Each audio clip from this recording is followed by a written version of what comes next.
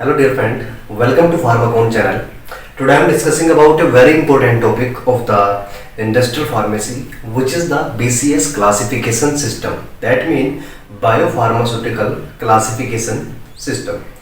ये topic important क्यों है? क्योंकि जीपैट के एग्जाम में या किसी कॉम्पिटिटिव एग्जाम में यहाँ से क्वेश्चन बहुत बार आपके पूछे गए हैं इन द शॉर्ट फॉर्म, क्योंकि ये टॉपिक आपका बहुत सारे फैक्ट कंटेन रखता है। इसके पास बहुत सारे फैक्चुअल नॉलेज है जो कि आप लोग गेन कर सकते हैं। ठीक है, बीसीएस क्लासिफिकेशन का मतलब क्या है? Biopharmaceutical classification system. That mean आप क्या करते हो, ड्रग को, आपकी जितनी भी ड्रग्स हैं मार्केट में अवेलेबल या जितनी भी आपकी ड्रग्स हैं, ड्रग कंपाउंड्स हैं, आप उनको bio that mean biological property and pharmaceutical यानी कि फार्मास्यूटिकल प्रॉपर्टी के बिहाफ पर क्लासिफाइड कर रहे हैं। यहाँ पर आपकी जो बायोलॉजिकल प्रॉपर्टी हो सकती है वो आपकी परमेबिलिटी हो सकती है ना, ड्रग कंपाउंड की बायोलॉजिकल प्रॉपर्टी। फार्मास्यूटिकल प्रॉपर्टी की बात करें तो सोल्युबिलिटी हो सकती है। इन दोनों बिहाफ पर आप क्या करते हैं, ड्रग कंपाउंड्स को क्लासिफाइड कर देते हैं और ये सिस्टम आपका क्या कहलाता है? Biopharmaceutical classification system. ये आपका सबसे पहले 1995 में एमिडोन एट ऑल ने दिया था। एमिडोन एट ऑल, एमिडोन एट ऑल मतलब एमिडोन और उसकी टीम। ठीक है, इन सभी ने क्या किया था, ये आपका एक आर्टिकल पब्लिश किया था जहां से पता लगा कि आप ड्रग को इस तरीके से भी क्लासिफाई कर सकते हो। ठीक है, तो एमिडोन एट ऑल ने 1995 में इसको डिस्कवर किया था। इसके बाद अगर बात करता हूं तो यहां पर इसकी डेफिनेशन लिखी है कि BCS is a scientific framework for classifying a drug substance based on it's aqueous solubility and intestinal permeability and dissolution rate. तो बीसीएस क्लासिफिकेशन क्या है? आपका एक साइंटिफिक फ्रेमवर्क है, एक फ्रेमवर्क है जिसमें आप ड्रग को क्लासिफाइड करते हो on the basis of aqueous solubility, कि वो किस तरह का वाटर सोल्यूबल है या नहीं है इस बिहाफ पे। दूसरा इंटेस्टाइनल परमेबिलिटी, उसकी परमेबिलिटी कैसी है, मतलब वो बायोलॉजिकल मेम्ब्रेन को किस तरीके से क्रॉस कर पा रहा है, कितनी जल्दी कर पा रहा है। एंड डिसोल्यूशन रेट, मतलब उसका जो एपीआई है वो डोजेस फॉर्म में से कितनी जल्दी रिलीज हो रहा है या वो रिलीज हो पा रहा है। ठीक है, तो इन तीनों बेसिस पर हम क्या करते हैं, अपने ड्रग्स को क्लासिफाइड करते हैं in the BCS classification system. ठीक है, वैसे तो आपके दो ही पैरामीटर इंपॉर्टेंट है, सोल्युबिलिटी एंड परमेबिलिटी। ठीक है, अब यहाँ पर कुछ पहले हम जान लेते हैं कि बीसीएस क्लासिफिकेशन सिस्टम के अकॉर्डिंग आपके कंपाउंड 4 कैटेगरी में डिवाइड किए गए हैं। ठीक है, 4 क्लास में डिवाइड किए गए हैं। उससे पहले एक छोटा सा पॉइंट यहाँ पर है जिसको हम बोलते हैं ट्रिपल टायर रैशनेल। ठीक है, ये एक ऐसा रैशनेल होता है या ऐसा टारगेट होता है किसी भी कंपाउंड का जो हर कंपाउंड इसको अचीव करना चाहेगा। या अगर फॉर एग्जांपल आप लोग कोई टैबलेट बना रहे हो तो आपके माइंड में तीनों प्रॉपर्टी रहेंगी कि आपका कंपाउंड ऐसा होना चाहिए, क्योंकि इसके अकॉर्डिंग कंपाउंड आपका हाई सोल्यूबल होना चाहिए, सोल्युबिलिटी अच्छी होनी चाहिए, हाईली परमेबल होना चाहिए और उसका डिसोल्यूशन अच्छा होना चाहिए। अगर ये तीनों प्रॉपर्टी कंपाउंड के पास में है तो उसकी बायोअवेलेबिलिटी बहुत अच्छी होगी, है ना। तो इस डिजायरेबल प्रॉपर्टीज को कॉम्बाइंड रूप से हम क्या बोलते हैं? ट्रिपल टायर रैशनेल बोलते हैं। ठीक है, अब हम बात कर लेते हैं कि कौन कौन सी क्लास आपकी बीसीएस क्लासिफिकेशन में क्लासिफाइड है। सबसे पहला आपकी है क्लास 1। ठीक है, जिसको हमने क्लासिफाइड किया है सोल्युबिलिटी और परमेबिलिटी के बिहाफ पर।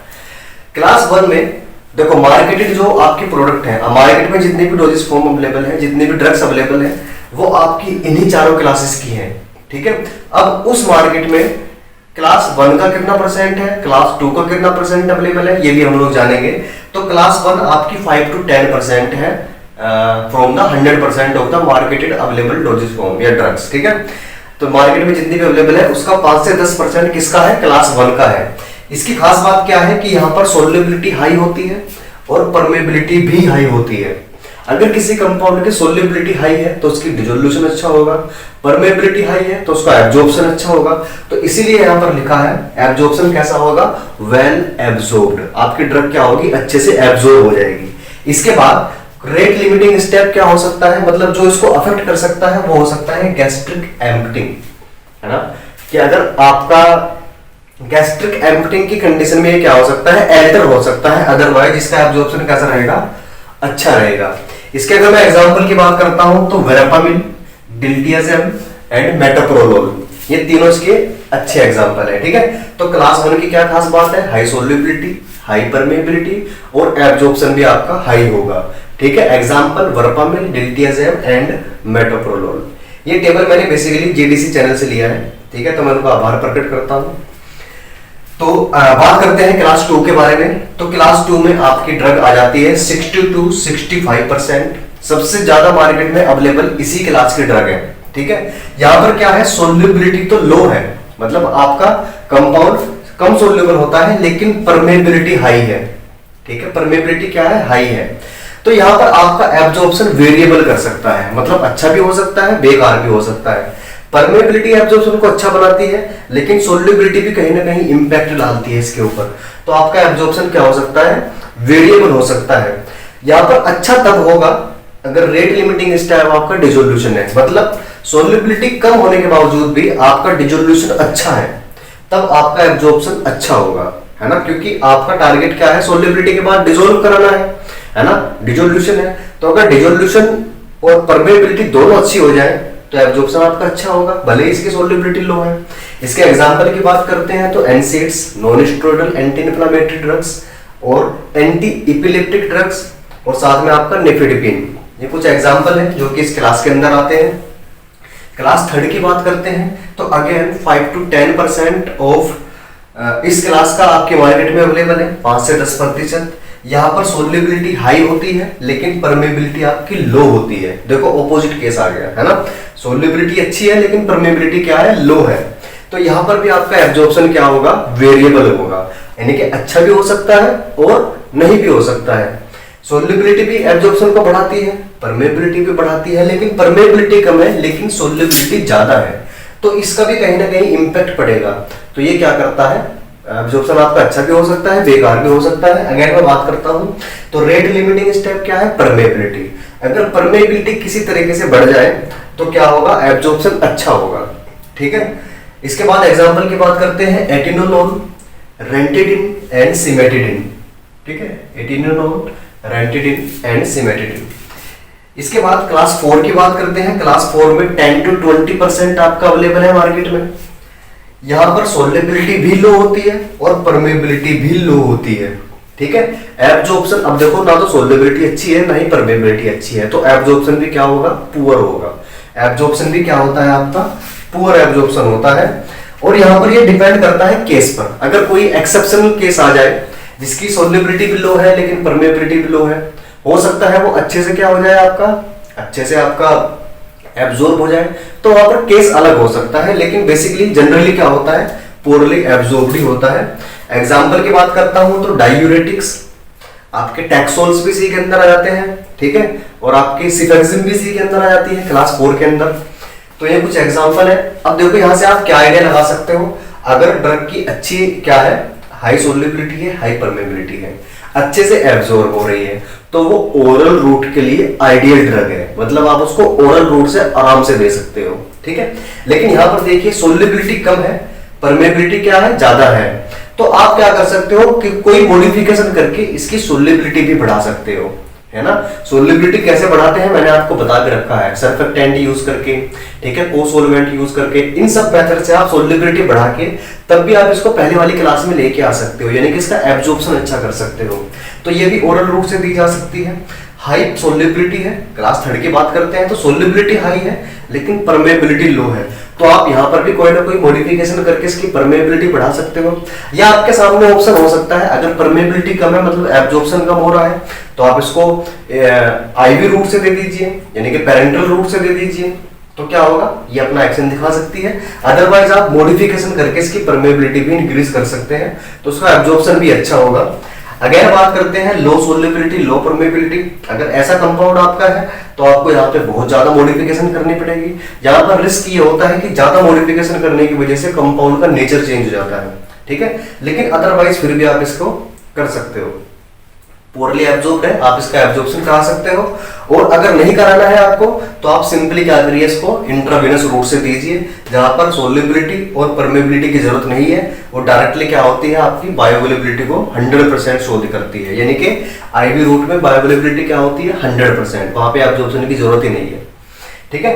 इसके बाद क्लास 5 की बात करते हैं। देखो 1995 में आपका बीसीएस क्लासिफिकेशन सिस्टम आया जिसमें 4 क्लास थी, लेकिन बाद में आपकी एक क्लास और देखी गई जो कि आपके बीसीएस क्लासिफिकेशन का हिस्सा है, लेकिन एमिडोन के द्वारा नहीं दिया गया। ये जो आपका साइंटिस्ट है एमिडोन, इसने सिर्फ 4 ही क्लास दी थी, ये क्लास 5 आपकी बाद में डिस्कवर हुई है। इसके अकॉर्डिंग क्या होता है, कुछ कंपाउंड ऐसे होते हैं आपके, ठीक है, जो कि जिनका एब्जॉर्प्शन तो अच्छा होता है, यानी कि मान लेते हैं वो क्लास 1 की ड्रग है आपकी, उसका एब्जॉर्प्शन अच्छा है, लेकिन वो क्या करता है, स्टमक में जाके उसका एब्जॉर्प्शन कम हो जाता है। समझ रहे हो, उसकी सोल्युबिलिटी अच्छी है, परमेबिलिटी अच्छी है, एब्जॉर्प्शन भी अच्छा है, लेकिन स्टमक में जाके या जीआईटी में जाकर वो क्या करता है, एब्जॉर्प्शन कम दिखाता है।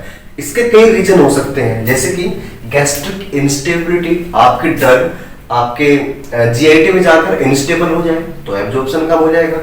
कॉम्प्लेक्सेशन, आपकी ड्रग जीआईटी के किसी कंपोनेंट के साथ में कॉम्प्लेक्स बना ले तब उसका एब्जॉर्प्शन कम हो जाएगा।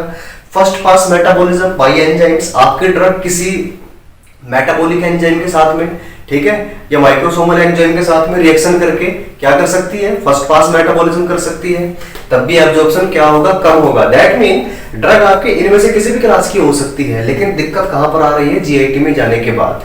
तो ये क्लास 5 के अंदर आपकी आ जाती है। यहाँ पर लिखा है note come under the preview of BCS classification, यानी कि जो पहले क्लासिफिकेशन दिया है उसके अंदर ये क्लास नहीं आती है, अलग से डेवलप की गई है। It consist of drugs whose absorption is limited, जिसका एब्जॉर्प्शन क्या होता है, लिमिटेड होता है, due to poor stability in GIT. GIT में जाने के बाद क्या होता है, उसका एब्जॉर्प्शन कम होता है।